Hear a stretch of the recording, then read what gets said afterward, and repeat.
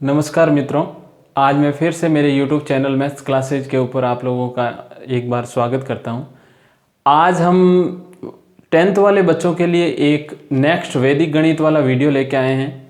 अभी वैदिक गणित की एक्सरसाइज 1.1 हो चुकी है, 1.2 चल रही है, उसमें मैंने आपको वर्ग करना सिखा दिया है।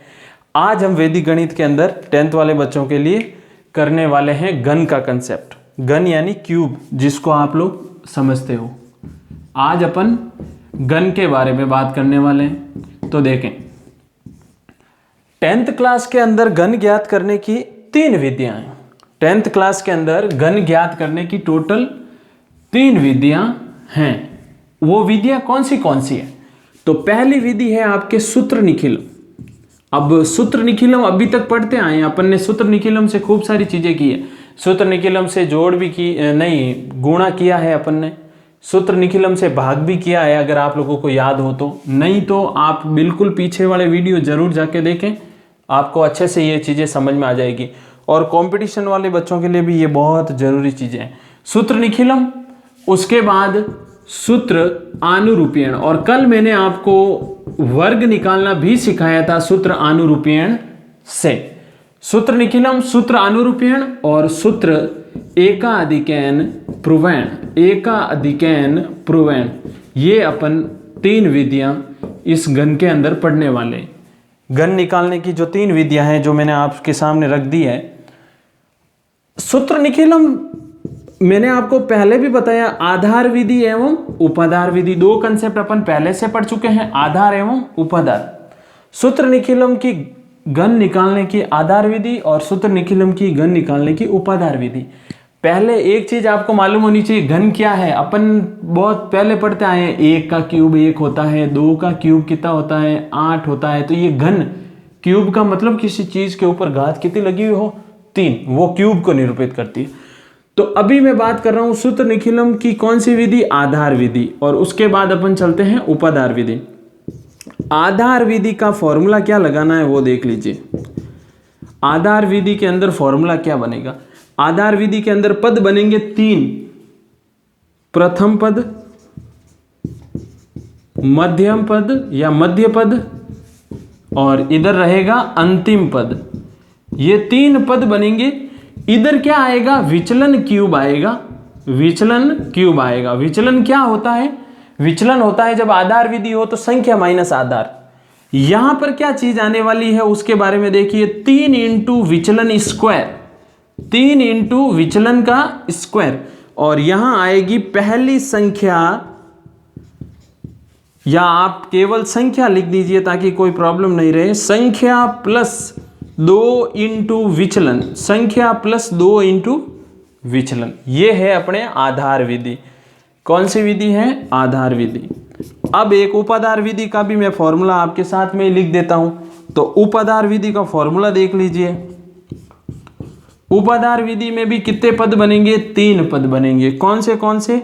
ये प्रथम पद, ये मध्य पद, और ये है आपका अंतिम पद। तो देखें, अंतिम पद पूरा कंसेप्ट एक बार ऐसे कैसे कॉपी पेस्ट कर दें आप। कैसे? यहां पे विचलन क्यूब, यहां विचलन क्यूब, यहां 3 इंटू विचलन स्क्वायर, 3 इंटू विचलन स्क्वायर, और यहां संख्या प्लस 2 इंटू विचलन। तो चेंज क्या करना है? चेंज आपको अगर निखिलम विधि की उपाधार विधि याद है तो यहां पे एक चीज आती है, क्या? उपाधार अंक। उपाधार अंक, और यहां पर इसके आगे गुणे में क्या आएगा? उपाधार अंक का स्क्वायर। बस ये चीजें याद रखनी है। सेम कंसेप्ट है, लेकिन यहां उपाधार विधि के अंदर उपाधार अंक आ जाता है और यहां उपाधार अंक का स्क्वायर आता है। तो अब मैं आपको क्वेश्चनों की ओर ले जाता हूं। इस पहली विधि के ऊपर आधारित अपन क्वेश्चन देख लेते हैं। पहली विधि के ऊपर आधारित एक क्वेश्चन लेता हूं मैं। 17 का घन, क्वेश्चन आपके बोर्ड एग्जाम में जैसे आता है तो ये आता है, 17 का घन सूत्र निखिलम द्वारा ज्ञात करो। तो 17 का घन ऐसे लिखा हुआ आएगा, आपको ये क्यूब वगैरह नहीं मिलेगा। तो कहने का मतलब ये है कि 17 का घन मतलब 17 का क्यूब ही पूछ रहा है वो। तो अब मैं 17 इंटू 17 इंटू 17, कहने का मतलब तो यही है। आधार कितना है, सूत्र निखिलम की दो विधियां काम करती है, आप लोगों को मालूम होना चाहिए कौन सी आधार और उपाधार। एक बार अपन चेक करते हैं, इसका आधार कितना है, इसका आधार है 10, उपाधार 10 ही है। आधार 10 की घात के रूप में निकटतम मान, उपाधार संख्या का वह निकटतम मान जिसमें ज्यादा से ज्यादा क्या हो, शून्य हो, तो इसका निकटतम मान भी 10 ही है। और आधार और उपाधार दोनों सेम है, इसलिए ये कौन सी विधि हो गई, आधार विधि। तो आधार विधि के अंदर विचलन का फॉर्मूला क्या रहता है, संख्या माइनस आधार, संख्या माइनस आधार। अब देखें इस 17 का विचलन कितना, +7, क्योंकि संख्या है 17, आधार कितना है 10, 17 माइनस 10 7 हो जाएगा। दूसरे वाले 17 का भी 7 और तीसरे वाले 17 का भी 7। कितने पद बनाने हैं, 3 पद बनाने हैं। आधार विधि है, सामने दिख रही है। आधार विधि में इधर क्या आता है, विचलन क्यूब यानी 7 का क्यूब। यहां बीच में क्या आता है, 3 इंटू विचलन स्क्वायर। यहां क्या आता है, संख्या कितनी है 17 प्लस 2 इंटू विचलन कितना है 7। बस कंसेप्ट क्लियर। 17 और 7 दूनी 14, 17 प्लस 14 3, 7 का स्क्वायर कितना होता है 49 और 7 का क्यूब 343। 7 का क्यूब कितना होता है 343। तो अब इसको सॉल्व करते हैं। इस चीज को मैं यहां लिख रहा हूं आपके, 17 प्लस 14 कितना हो जाएगा, 17 और 4 21 और 3 10 31 और 49 दिया कितना होता है 147 और 343 अपनी जगह पे ही है। मेरे को आधार के अनुसार संख्या रखनी है, तो यहाँ एक अंक रहेगा 3, तो 34 आगे भेज दूं, 7 4 11 8, 181 का 1 रख लूं, 18 आगे भेज दूं, 49। और ये अपना 17 का क्या है, वर्ग है। अब अपन नेक्स्ट कंसेप्ट की ओर चलते। तो अब अपन सूत्र निखिलम का जो आधार विधि का कंसेप्ट तो अपन ने कर लिया है। अब मैं आपको सूत्र निखिलम की उपाधार विधि का ये क्वेश्चन करवा रहा हूं, देखें अच्छे से समझें उसको, और फिर अपन चलेंगे सूत्र आनुरूपीयण के ऊपर।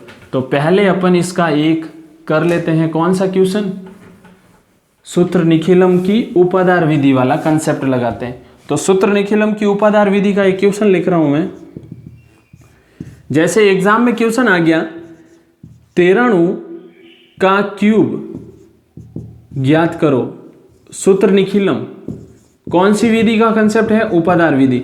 93 का मतलब होता है 90, 93 इंटू 93 इंटू 93। आधार कितना है, आधार श्योरली दिखाई दे रहा है 10, उपाधार कितना है 90। आधार 10 की घात के रूप में, 2 अंकों का आधार 10 ही होता है हमेशा, मैंने आपको बताया। उपाधार संख्या का निकटतम अधिकतम शून्य वाला मान 90। उपाधार अंक क्या होगा, उपाधार अंक होगा 90/10 9। तो अब अपन इसके अंदर विचलन का फॉर्मूला क्या काम आएगा वो बताइए मेरे को। संख्या माइनस उपाधार, संख्या माइनस उपाधार।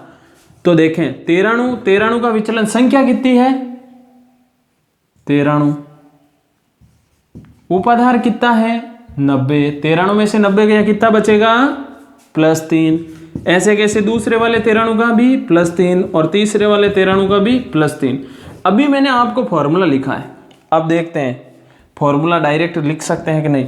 यहां आता है विचलन का क्यूब, यहां आता है 3 इंटू विचलन स्क्वायर, और यहां आता है संख्या प्लस 2 इंटू विचलन।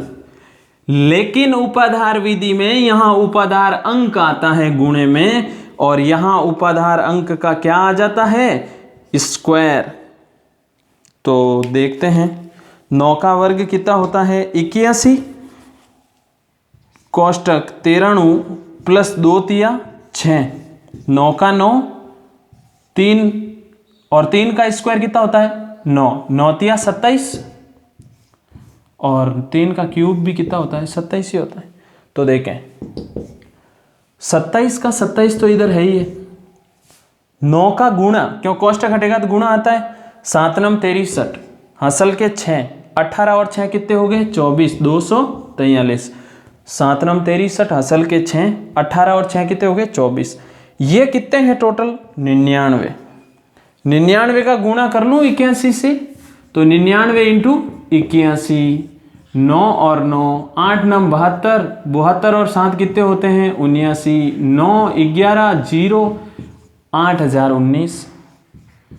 वापस चाहो तो चेक कर सकते हो, 9 एकम 9, 9 एकम 9, 8 नम 72, 8 नम 72, 72 और 7 कितने हो गए 79, 9 11 10 और 9 का 9, 9 10 11, हसल का 1 लगेगा तो 9 10 और यहाँ पे भी 11 आएगा, और 1 7 8 और 1 9, अपन हसल लगाना तो भूल ही गए। एक बार मैं वापस कर देता हूँ, देखते हैं 81 का गुणा 99 से, 9 और 9, 8 नम 72, 72 और 7 कितने होते हैं 79, 9 अच्छा 11 0, सही है। अपन उसको हसल के ऊपर हसल लगाने लगे, सही है। तो अब देखते हैं इसका आंसर क्या रहेगा। इकाई में यहाँ पे कितनी 1 0 है, तो इसके अकॉर्डिंग में यहाँ 1 अंक 2 को आगे भेज दूँ, 245 का 5, 24 आगे भेज देता हूँ, 13 2 और 3 और 1 4, 8043, और ये मेरा क्या है, किसका वर्ग है 93 का। तो ये है आपके सूत्र निखिलम की उपाधार विधि। तो अब मैं आपको साथ ही उपसूत्र अनुरूपीयण के बारे में समझा देता हूँ। उपसूत्र अनुरूपीयण से कल मैंने वर्ग निकाला था, आपको याद हो तो। उपसूत्र अनुरूपीयण जैसे 13 का वर्ग निकालना हो तो मैंने आपको 3 पद बनाने को कहा था। ये है दाई अंक और ये है इकाई अंक। इधर तो आता इकाई अंक का स्क्वायर और इधर आता दाई अंक का स्क्वायर, और बीच में इन दोनों का क्या करते हैं अपन गुणा। कल मैंने आपको बताया था 1 का 1 2 और 3 का स्क्वायर 9। फिर मैंने इसको ऐसे कैसे रखा था और फिर जोड़ लिया था 9 या 4 और यहाँ 1 2, इन दोनों का गुणा, यानी यहाँ पे 3 लेना है, तो 3 और फिर 3, 3 और 3 6, और ये अपना क्या आ जाता है आंसर। कौन सी विधि है, उपसूत्र अनुरूपीयण से वर्ग निकालने का कंसेप्ट है। अब आज अपन चलेंगे उपसूत्र अनुरूपीयण से घन निकालने के ऊपर। तो उपसूत्र अनुरूपीयण वाला कंसेप्ट जो अभी मैंने आपको वर्ग बताया है, अब मैं घन के ऊपर चलता हूं। देखो उपसूत्र अनुरूपीयण से वर्ग निकालना तो कल सीख लिया था, एक उदाहरण दिया था मैंने आपके लिए। और तो घन ज्ञात करने के लिए जो फॉर्मूला है वो देखें। जैसे कोई संख्या आएगी तो ये इकाई अंक और ये दाई अंक, ऊपर घात 3 आती है, तो ये इकाई अंक है और ये दाई अंक है। देखें अच्छे से कंसेप्ट, फिर अपन सॉल्व करेंगे। फॉर्मूला आपको इसके अंदर 4 स्टेप बनाने हैं। ये पहला पद, ये दूसरा पद, ये तीसरा पद और ये चौथा पद। इधर दाई अंक का, क्योंकि ये घन है ना, तो दाई अंक का इधर क्या लिखें क्यूब, और इधर इकाई अंक का क्या लिख दें क्यूब। बस सीधा सा, कुछ नहीं करना है। इधर बीच में क्या आएगा उसके बारे में देखें। दाई अंक का क्यूब, एक कम करें, मतलब दाई अंक का क्या लिखें स्क्वायर, दाई अंक का स्क्वायर, इनटू में क्या लिखें इकाई अंक, इनटू में इकाई अंक। फिर इधर दाई अंक का स्क्वायर की जगह दाई अंक की लिखें, केवल क्या लिखें दाई अंक, और इनटू में इकाई अंक का क्या कर दें स्क्वायर। तो ये अपना काम हो जाएगा। फिर क्या करना है, उसके बाद मैं एक क्वेश्चन ले रहा हूं इस कंसेप्ट के ऊपर आधारित, ताकि आपको ये पूरा क्लियर हो सके। तो देखो इसके बाद मैं क्या करने वाला हूं, एक क्वेश्चन ले रहा हूं आप लोगों के लिए। जैसे 16 का क्यूब निकालना है। किसका क्यूब निकालना है 16 का। कितने पद बनेंगे 4। 1 का क्यूब इधर, 6 का क्यूब इधर, 1 कम 1 का स्क्वायर इंटू 6, फिर 1 इंटू 6 का स्क्वायर। क्लियर है यहां तक पूरा कंसेप्ट। 1 का क्यूब 1, ए का स्क्वायर इंटू 6 6 ही रहेगा, 6 का स्क्वायर 36 होता है और 6 का क्यूब कितना होता है 216। अब ध्यान देने लायक बात क्या है, इसका यहां पे डबल कर दीजिए। डबल मतलब इसको डबल कर दिया, जो मैंने बीच में जो पूरी चीज लिखी उसको 2 से गुणा कर दिया। इसको भी क्या करो 2 से गुणा करो, ठीक है, डबल कर देंगे। वही काम उधर उस वाले क्वेश्चन के सॉल्यूशन में भी करना है। फिर कुछ नहीं करना है, जोड़ने का काम। इकाई अंक का क्यूब का इकाई अंक का क्यूब, इन दोनों को जोड़ूंगा। 2 तो ये है और 1 ये है, तो टोटल कितने हो गए 3 इंटू दाई अंक इंटू इकाई अंक का स्क्वायर। इनको क्या करूंगा तो 3 हो जाएगा, क्योंकि 1 और 2 3 हो जाएंगे। दाई अंक का स्क्वायर इंटू इकाई अंक। फॉर्मूला बड़ा हो गया है, लेकिन फॉर्मूले के ऊपर अपन अगर क्वेश्चन को अच्छे से समझ ले तो फॉर्मूला इतना हार्ड नहीं लगेगा। तो देखें यहां तक तो अपन काम कर चुके हैं। 1 का क्यूब 6 का क्यूब, इन दोनों का गुणा, लेकिन 1 कम स्क्वायर, फिर 1 से 1 और उधर 6 का स्क्वायर। ये सारा कंसेप्ट हो गया। अब इसका डबल करना है, 6 का डबल 12, 36 का डबल 72, और फिर क्या करना है जोड़ना है। पहला ये कंसेप्ट हो गया, फिर डबल हो गया और फिर जोड़ कर दीजिए। 216 का 216, 6 और 2 8, 10 108, 12 और 6 18 और 1 का 1।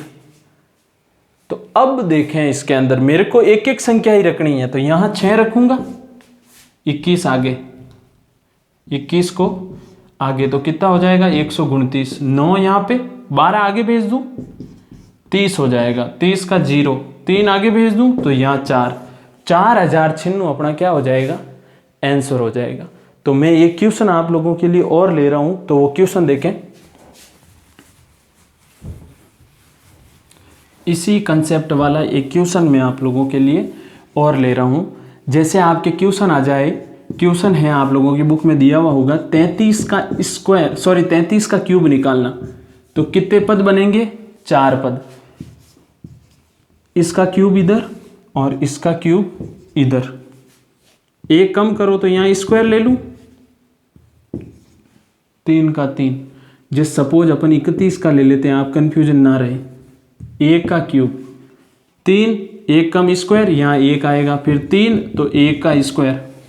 तो देखें 3 का क्यूब कितना होता है 27, 3 का स्क्वायर 9, ये 3 और ये 1, 9 का डबल 18, 3 का डबल 6, 1, 6 और 3 9, 18 और 3 27, और यहाँ पे 27 ऑलरेडी दिया हुआ है। तो अब इसको 1 का 1, 9 का 9, 7 का 7, 2 आगे भेज दूँ तो 27 और 2 कितना हो जाएगा 29, और ये अपना क्या आ जाएगा आंसर। उम्मीद कर रहे हैं आप लोगों को ये सारी चीज़ें अच्छी लगी होगी। तो अब अपन लास्ट गण की तीसरी विधि के बारे में देखते हैं। सूत्र एकाधिकैन प्रवैण। अब देखो एकाधिकैन प्रवैण की विधि के ऊपर देखते हैं, लेकिन उससे पहले इसका फॉर्मूला अच्छे से लिखना और समझना जरूरी हो जाता है अपने लिए। इस विधि के अंदर आपको टोटल 4 पद बनाने हैं। कितने पद बनेंगे, ये चौथा, ये तीसरा, ये दूसरा और ये पहला। ध्यान दें यहां पे आएगा दाई अंक का स्क्वायर इंटू दाई अंक का एकाधिकैन, दाई अंक का स्क्वायर इंटू दाई अंक का एकाधिकैन। फिर बीच वाले पद में आएगा दाई अंक का स्क्वायर ही रहेगा, लेकिन इंटू में आएगा विचलन। क्या आएगा विचलन। लेकिन यहां विचलन होता क्या है, विचलन बराबर होता है 3 इंटू इकाई अंक, 3 इंटू इकाई अंक माइनस 10। यहां फॉर्मूला विचलन का अलग है। उसके बाद तीसरे पद में क्या आएगा, तीसरा पद है इसलिए 3 इंटू दाई अंक, 3 इंटू दाई अंक, बट इकाई अंक का स्क्वायर यहां आपके आ जाएगा। और चौथे पद के अंदर क्या आएगा, इकाई अंक का क्यूब, इकाई अंक का क्यूब। तो वैदिक गणित को अच्छे से क्लियर करने के लिए इन सारे सूत्रों को अच्छी सी जानकारी आप लोगों के पास इन सूत्रों की होनी बहुत जरूरी है, इस कंसेप्ट को ध्यान रखें। तो दाई अंक, फिर दाई अंक का एकाधिक n, फिर दाई अंक का स्क्वायर इंटू विचलन, और विचलन होता है 3 इंटू इकाई अंक माइनस 10, और 3 इंटू दाई अंक इंटू इकाई अंक का स्क्वायर और इकाई अंक का क्यूब। तो अब अपन एक क्वेश्चन लेते हैं इसके ऊपर आधारित। जैसे क्वेश्चन है आपके 45 का क्यूब सूत्र एकाधिक n पूर्णांक से निकालते हैं अपन। तो सूत्र एकाधिक n पूर्णांक से 45 का क्यूब निकालने के लिए सीधी सी बात है, फॉर्मूला ये रहा, फॉर्मूला यही है। तो 1 मिनट रुकें आप, मैं इस क्वेश्चन को यहीं लिख देता हूं। क्वेश्चन मेरा ये है 45 का क्यूब निकालना है, किससे? सूत्र एकाधिक n पूर्णांक से। तो फॉर्मूला यही है। 45 के अंदर 45 में 5 तो है अपना इकाई अंक, 5 क्या है? इकाई अंक, और 4 क्या है? दाई अंक। 4 क्या है? दाई अंक। 5 का क्यूब इधर आएगा, इकाई का क्यूब इधर बीच में क्या आएगा? 3 इंटू दाई अंक। दाई अंक कौन सा है? 4। इकाई अंक कौन सा है? 5। इसका क्या आएगा? स्क्वायर। यहां क्या आएगा? ये तो विचलन का फॉर्मूला है जो मैंने आपको लिखा है, मेन चीज तो यही आएगी। दाई अंक क्या है? 4, उसका क्या कर दूं? स्क्वायर। और विचलन, विचलन कैसे निकालूंगा? विचलन है 3 इंटू इकाई अंक। 3 इकाई अंक कितना है? 5 माइनस 10। क्लियर? अब दाई अंक का वापस यहां स्क्वायर करें तो 4 का स्क्वायर, लेकिन दाई अंक का एकाधिक n, मतलब दाई अंक क्या था? 4। 4 में 1 जोड़ दो, कितना हो गया? 5। अब देखें 4 का स्क्वायर कितना होता है? 16 इंटू 5। 4 का स्क्वायर 16, 3 इंटू 5 15 माइनस 10 कितना? 5। 3 चौक 12 और 5 का स्क्वायर 25, और 5 का क्यूब कितना होता है? 125। 125 का 125 है ही है। 25 इंटू 12 कितना होता है? 300। 16 पाँच 80, और वापस 16 पाँच 80। ये 5 एकाधिक n का नहीं है, 15 माइनस 10 किया। तो देखें अपन को क्या निकालना है? घन। सबके अंदर एक एक संख्या रखनी है। 5 का 5, 12 आगे भेजे, 312। 25 12 एक 300 ही होता है, ध्यान रखें। 25 इंटू 10 250, और 50 ऊपर 300 हो जाएगा। 12 का 2, क्यों 12 आगे भेजे? 312। 31 आगे भेज दूं, 1 8 और 3 11। 11 का 1, ये 11 आगे, 1 और 9 91। तो ये अपना क्या हो जाएगा? आंसर। और किसका क्यूब आ गया अपने पास? 45 का क्यूब। तो उम्मीद कर रहे हैं आप लोगों को ये चीज़ अच्छी लगी होगी, और इसी प्रकार हमारे साथ जुड़े रहें, और वीडियो को लाइक शेयर और सब्सक्राइब करना ना भूलें, और स्पेशली कमेंट करना ना भूलें। और 10th वाले बच्चे इस वीडियो को पूरा देख के आपके एक्सरसाइज 1.2 अच्छे से सॉल्व करें। और घन और वर्ग दोनों ही आज कंप्लीट हो गए हैं, और कल अपन एक्सरसाइज 1.3 के बारे में बात करेंगे। Thank you.